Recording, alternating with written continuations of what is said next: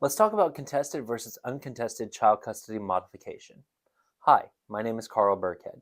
I'm an attorney with Wirth Law Office in Tulsa, Oklahoma. I've been practicing family and criminal law for 8 years now, and I want to help you make law easy by just talking a little bit about what modifying custody looks like, especially if it's going to be contested versus done by agreement.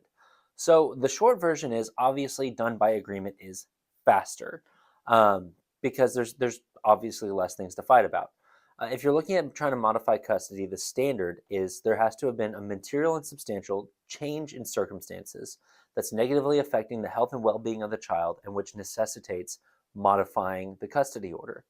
You don't really have to worry about that standard though if you're on an agreed modification. I've got one right now that I'm working on. They came to the terms on Monday. I drafted the decree on Thursday. They're getting it signed and entered next week. It's a very quick turnaround. It's very easy, and it's a lot less headache and heartache for everyone involved.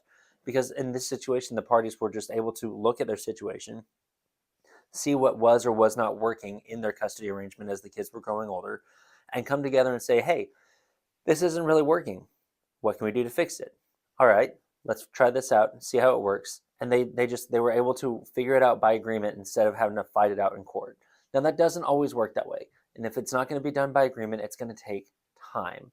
You're looking at easily a minimum of 3 months, if not 6 months, to upwards of a year. And I've seen custody modification cases take years, plural, to get done because they can be just as heavily litigated and just as heavily fought about as the initial divorce or custody case was in the first place.